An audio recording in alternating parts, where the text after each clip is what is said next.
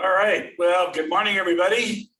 It is Monday, February 14th. If you haven't bought your spouse any flowers, there's still time to save your bacon and get yourself out of trouble. So with that, this morning, we have Commissioner Kearns, myself, and this Commissioner Cooney joining us this morning. And Commissioner Cooney is traveling on county business. So with that, I believe, do I see Mr. Kearns? Yes, there he is. Very good. So our first item of business is Mr. Doug Chase and Plants Ferry Farm Agreement. Mr. Chase, you're on. All right. Good morning. Good morning, commissioners. This is an agreement that you're probably all very familiar with. You might recall we had performed kind of an overhaul update for 2021, taking into account some big changes that resulted from COVID, where the county phased out of providing the adult softball that we had provided out there for many years. And we were able to incorporate recommendations from a feasibility study done by Convention Sports and Leisure International that recommended changes that would allow for a single point of contact for programming of the entire facility. So we went from the county programming the softball fields and the soccer association programming the soccer field portion to having the soccer association program the entire facility. And then we took on, in exchange for that, a greater role with the various maintenance responsibilities. And I think overall, the agreement worked fairly well. Both the association and the county, we both struggled with hiring of part-time help last year, like so many others. But I think we learned a lot from it. It was written as a one-year term with the intent to evaluate at the end of the season and make some adjustments and come back with a longer term. And that's exactly what we've done here. So we've been able to fine-tune the various maintenance responsibilities and exchange a few responsibilities down the ledger there that are summarized in the briefing. Probably the biggest change of note is through between 2021 and going forward, the Soccer Association last year was tasked with trying to continue the adult softball based on the experience that they had and the significant demand for additional youth programming. I think the most notable change is the updated agreement here before you allows the association to bring on a partner, and they will be providing youth baseball and softball programming for boys and girls as opposed to adult softball programming. So as operating Plants Ferry, they will still be in a position to accommodate like adult softball tournaments and other adult activities. They simply will not be providing that programming. So with that, maybe I'll stop and see if there's any questions I can answer, but we feel like we've got a great agreement that we'd like to bring you for consideration next week if you're comfortable with that. Very good. Thank you, Mr. Chase. Commissioner Kearns, do you have any questions? Nope, sounds good to me. Okay, great. Thank you. Mr. Simmons, anything from your standpoint? No, but I think Doug and team have worked pretty hard on this, and I think we're at a good place to bring it forward to you next week for consideration. Very good. All right. Thank you, sir. Thank you, Mr. Chase. So next item on the agenda is Jeff McMorris, Homeward Bound briefing. Mr. McMorris. Good morning, Commissioner. Just a quick update and a bit of reminder. Last fall during the budget, Commissioner Kearns had asked me to look into the Homeward Bound project. It is a project that reunites people who are here, maybe without any support system, getting services from nonprofits and help relocate them to another area where they have a support system. King County offers a similar program. And so during my time working at King County, I connected with some people over there to get more information. Cities across the country from San Francisco to New York have similar programs in place. I talked with the YWCA, Catholic Charities, Volunteers of America, several other charities, nonprofits who work with populations who may use this service. And what we learned was there was a need for funding. The people who primarily use the service are survivors of domestic violence and youth. Last year, Volunteers of America served about 20 people. Half of them were youth, defined ages 13 to 17. The other half were 18 and over adults. The average cost per person was about $360. And that gives a person either a bus ticket, sometimes a plane ticket. They'll give them food cards for the travel. And whatever organization here is helping, they do call the destination, make sure there's support in place. Oftentimes it's an extended family member to make sure they're not just traveling somewhere else without having support in place. All that is just by way of reminding. In our budget, the county budget that was passed under the non-departmental other professional services, there is $20,000 there. Heather Arnold in grants has been working with VOA, Volunteers of America, to put together a contract. It sounds like they're hoping the contract will be finalized this week, waiting for a bit more information from Volunteers of America. And then Volunteers of America would use the funds in their own shop.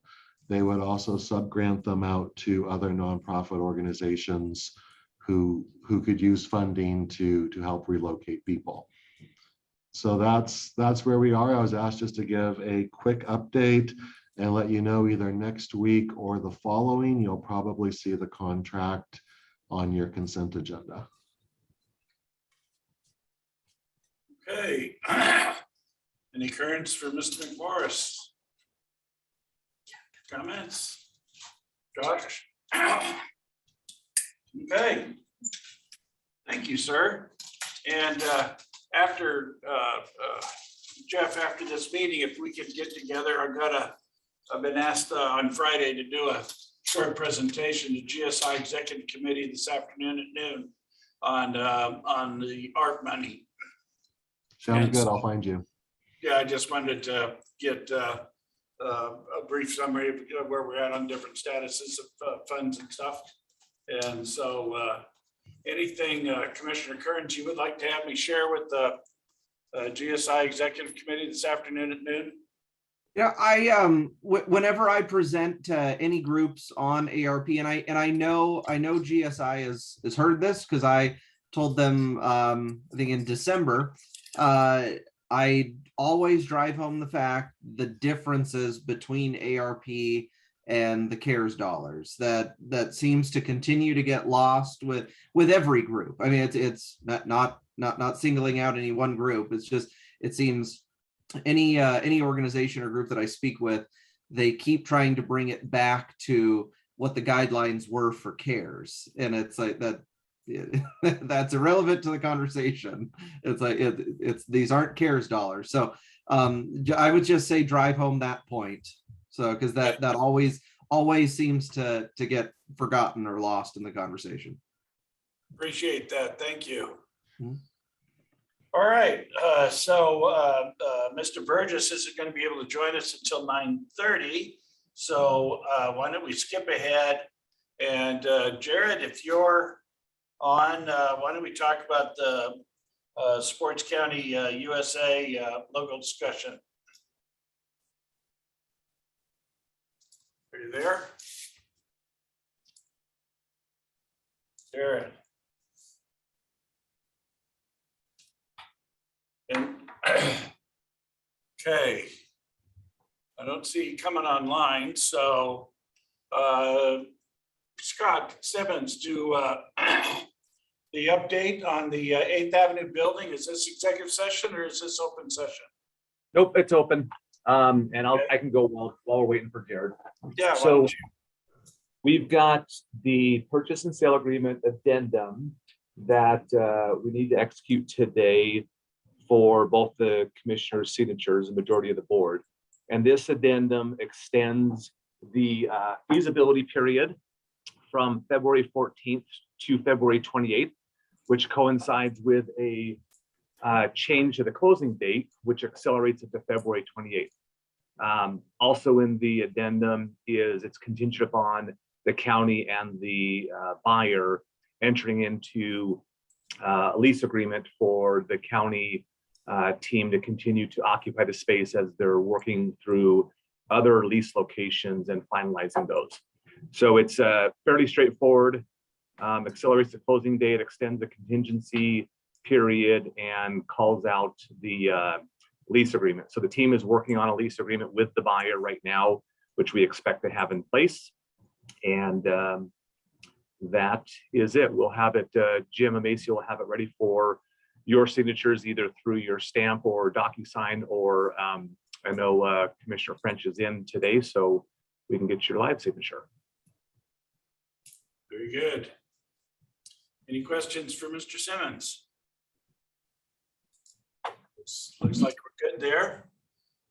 Jared, are you able to get unmuted for us? I'm gonna go check on him. I'll be I sent him a text message here. And he must have stepped down the hall or something. Okay. So is there anything else under miscellaneous, Commissioner Kearns, that you would like to talk about while we're waiting for Jared to get on board? Not that I have right now, no. Okay, and there's Mr. Webley. I'm sorry, I got a phone call real quick that I was on. What was your question, Commissioner French? Well, we have some time here before Burgess gets on, and so I was wondering, 15 minutes, enough time to deal with Sports County USA? I think so. Okay, So the main discussion on the Sports County USA part was the introduction of a potential resolution, Commissioner French, on some funding for the creation of a logo, a brand standards package, strategic communications plan, and a website design that would all benefit the partners who are going to be using the Sports County USA logo. So the funds would likely go to a third-party vendor to create those and work with us. But the partners that would be involved in the allocation of these funds would be Visit Spokane, the PFD, the Sports Commission, and the county, of course. So Commissioner French, I know you wanted to present this to the fellow commissioners before presenting an actual resolution, but that is where we're at this point. In order to get the trademark progressed and up to speed, we need to start using the moniker and using some logos. So this is kind of the next step in the trademark of Sports County USA, is allocating the funds to get a professionally done logo created. yeah, and so we had a meeting between all the entities last, I think last Thursday, wasn't it, Jared? Correct. And during that conversation, while they were all excited about being able to use the tagline and whatever logo, they did not have the resources to carry through with that. And so it was Eric Sawyer's suggestion that we look at the, there's evidently some surplus funds for the tourist promotion account. I think there's my information says there's about 300,000 in that account, and they've been talking between Visit Spokane and the Sports Commission. They came to a number of $50,000 would cover all of the items that Jared indicated. In fact, Visit Spokane thinks they might actually be able to get it for 40, but after conversation, we agreed to set it at 50 and come back to the board and ask for your consideration of funding that out of the tourism promotion account to the tune of $50,000. And then Visit Spokane would be more than likely the lead on negotiating with a third-party vendor to provide all of that logo development work. They would propose working with the same contractor they've worked with in the past. And so I did not want to bring this forward without giving you the opportunity of briefing it in advance. So that's where we're at so far. Commissioner Kearns, what are your thoughts? I think it sounds like you're on the right track. I think this is something that, I mean, you know, like we said from the beginning, I mean, this is a promotional tool to, you know, for the area. And I think it's great that you're working with those other entities, Visit Spokane, Sports Commission, the entities that can really utilize this this tagline or this slogan. So it sounds good to me. Okay, very good. Anything else that I missed, Jared? No, you know, the only other thing is a matter of process. As I said, Mr. McLean has helped draft a resolution already, just with some broad language. Would you like us to get that polished up and presented to you for consideration next week? Yeah, I'm not sure why we wouldn't treat it as just a normal consent agenda item for next Tuesday. No, yeah, great. We can make sure that it's ready to go for next Tuesday. Okay. Great. So we still have some time before Mr. Burgess joins us. What's that? Oh, okay. Mike, are you in a position to where we can go ahead and start with you now, or do you want to wait until 9:30?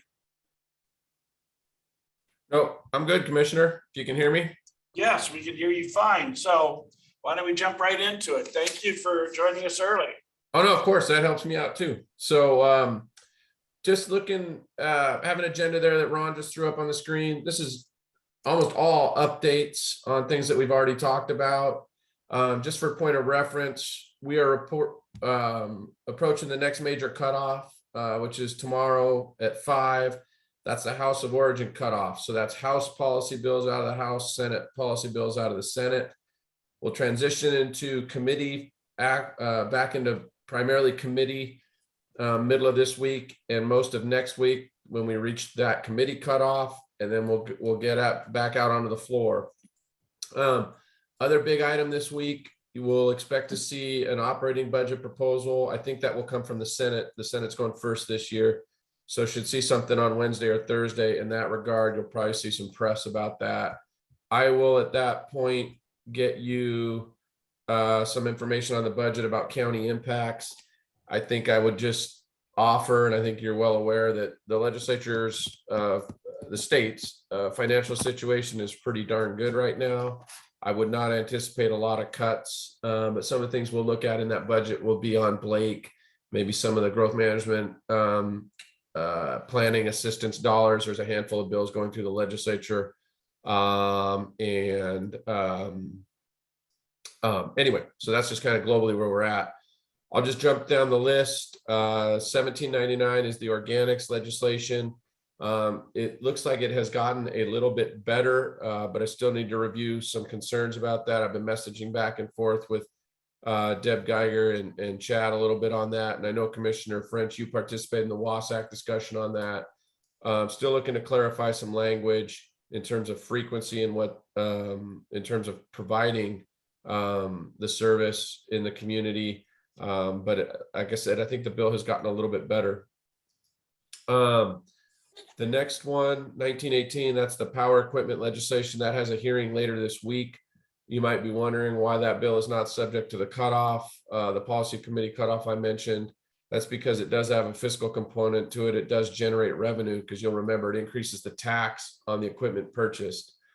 There were some accommodations made in committee in terms of equipment that would be used for safety and cleanup, after a weather event, whatnot.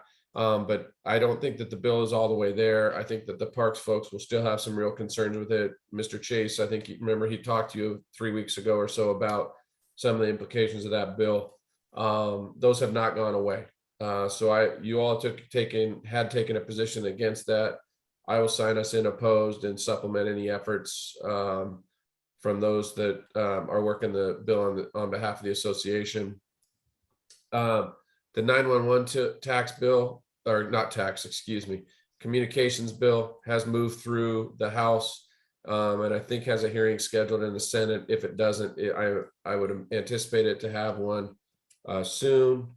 5901 is that bill that Commissioner Kearns testified in favor of, that would have some, would encourage manufacturing investments. The bill also is a bill that has fiscal concerns or fiscal implications. It has a hearing in Ways and Means on the 17th. Also, we'll look in the budget, the Senate operating budget, to see if that bill is assumed. Revenue bills are generally assumed as part of the balance sheet of a budget. I would anticipate that the Senate does include 5901. The House will not, which makes sense because the House doesn't assume Senate bills in its budget proposal. Those are just put in the final. So we'll look to see if that one is included. 5853, the DOT property leasing issue, which you all supported, has passed the Senate and is on to the House. Hearing hasn't been scheduled, but I don't know why it wouldn't be. That's been referred to the House Transportation Committee. The homeless crisis bill, I left it on one more time. I couldn't remember. I thought at this point last week we knew that the bill had failed to pass from committee, but I just wanted to reiterate that it did not pass committee and should be dead for the remainder of session. I'll remove that on next week's list. And then the transportation revenue package. We discussed that kind of in, it hadn't been released when we talked last Monday. I've talked to you each individually about that. So you know the realities of that. That bill is being actually voted from committee right now in the Senate Transportation Committee. I would imagine that there would be a floor vote on that relatively soon. I don't know what the timing is. It's not subject to cutoffs because it is a budget, but I think they want to get it over to the House soon so the House can go through that same process of a hearing, voting it from committee, and then voting it off the floor. But I'm not sure on the timeline on that one yet. And then also, we still had that, I left the note on about the WASAC budget letter.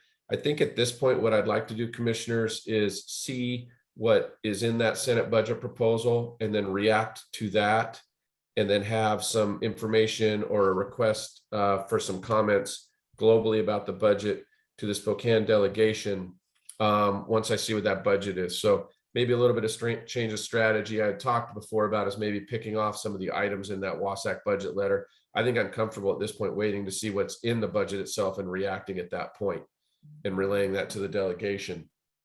And then also one more that I was remiss and should have put on the list. Ron, sorry to throw a curveball at you, but could you bring up Senate Bill 5042? This is an old one from last session that did not receive consideration in the Senate this year in terms of the committee process. It was just passed off the floor. And this is the bill that deals with the timelines or certain actions concerning the effective date of certain actions taken under the Growth Management Act. And you'll remember this legislation is the one that allows for when challenges could be made, and it would stop development if the challenges were made in the process. Do you remember that bill? We talked about that bill last year, and as a board, you took a position in opposition to it. Yeah, I remember it very well. It's actually come up a number of times. Yes. But this is, yeah, we've consistently taken a position in opposition to it. You have. Yeah, so I would Wanted to let you know. we would do it Oh, again. sorry. The bill did pass the Senate last week, or in late January, excuse me, and it's now going to get a hearing on the 17th in the House committee. So the plan would be to oppose it there. I can't imagine why anything would have changed with you all, but wanted to give you an update. Reason I didn't bring it up before is it had not had a hearing in the Senate. It held its place. As you know, bills that were heard last year, they hold their place and can be moved this year. So unless there's anything different there, I'll continue to communicate your opposition to that moving forward. What's the what revived this bill? I mean, I know it held its normal its place, but I mean, we've gone what 30 days now with no word on it. I mean, what's bringing it up again? I think just the desire, Commissioner, that this was something that the majority wanted last session. And as Commissioner French mentioned, this is an issue that's been around. It's a priority of the environmental community. I think it died off last year because there were three other GMA bills that went. And this was just, caught up as one that didn't make it last year. But the desire to do it this year remained as a holdover from last year. Okay. So, Commissioner Kearns, I would advocate that we maintain our position with regard to opposition. What would be your position? Oh yeah, no, definitely nothing's changed for me. I mean, we were opposed to it last year and be opposed to it this year. Okay. I'll work with my colleagues on that from a strategy standpoint as to how, I know Wasatch's opposed that bill in the past, so I'll work with them and go from there. So on House Bill 1918 on the outdoor power equipment at the Legislative Steering Committee meeting last Friday, Commissioner Peck suggested that as long as we could maintain the ability to run large diesel generators on trailers with extension cords, we could accommodate going to electric. So I think that's something he's going to be advocating for. It was an idea he threw out. So maybe it was tongue in cheek. I'm not totally sure, but I think for sure, Commissioner, this bill has some implications as to how realistically it could even be implemented. So I think we're familiar with that, and yeah, the bill's problematic for sure. Yeah, and counties have expressed that the equipment necessary to do the job and comply with this bill isn't even available on the market. So it's going to be interesting if it does in fact pass, whether we have the ability to comply with it or not. Any other questions you had or any other issues you had, Commissioner Kearns? No, I think we're good. Okay, anything else? Any advice for us, Mr. Burgess? Not at this point. It looks like maybe Mark has a question. Mr. Thank you McClay? very much. Hi, thank you very much. CPACER, we understand CPACER passed, but we understand that some of the language, especially related to county centric, if this county passes a CPACER program and then the state later passes its CPACER program, then our program gets superseded by the state. So we had provided some language that might have cleaned that up for you. It didn't look like it made it in anything yet. So I was just curious where that might be. No, that was, and appreciate you bringing that up, Mark. Yeah, I wanted to approach folks in the House about that. It just, from a timing standpoint, didn't think we could get it amended in the Senate. But that's a good reminder. I appreciate you bringing that up. But yeah, that's on my list to reach out to see if there's a willingness to include that language to clarify it. I would think counties would be interested in having that in there, because why would they go to the trouble of, generating all the documents for it and going through the guidebook and all of that process and then just have the state take it over? Agreed. All right, thank you. Mhm. Very good. Thank you, Mr. Burgess, for giving us the briefing and everything and for advocating on our behalf. Hope you have a great Okay. day. We'll stay in touch. Thank you all. Thank you. Yep. Bye. So the only other item I have on the agenda for this morning is, this was going to be an item evidently that Commissioner Cooney was going to brief us on. And that was item 4H for the consent agenda for tomorrow. And that is the contribution from the Spokane Tribe of Indians. Are you familiar with this, Mr. Simmons? I don't have the details on it. I would propose in Commissioner Keeney's absence, we kick this to tomorrow and perhaps pre-brief it prior to taking action on it. I think the idea was just to give some awareness to the other two commissioners. The items that are coming, I believe these are coming for the sheriff's office. So that would be my suggestion. So do we know whether Commissioner Cooney will be joining us tomorrow, or should we defer this for a week out of respect for her? I understand she'll be available tomorrow. Okay, very good. So we'll leave it there and then deal with it tomorrow. Any other business for the good of the cause? I have one additional item. Okay, Mr. Simmons. Tomorrow's consent agenda will include the award, the low bid award bid for the small arms range project. The team believes we've got the outstanding SEPA issues addressed that will allow the SEPA determination to be issued. So that is pending on consent agenda tomorrow. Very good. Thank you. Anything else for the good of the cause? Anybody else on? All right, that looks like we've completed our agenda. So it is now 9:36 and we do not have a session this afternoon. So we're adjourned for the day. Thank you, everybody. And remember, pick up those roses. We'll talk to you later. Take care. Bye-bye.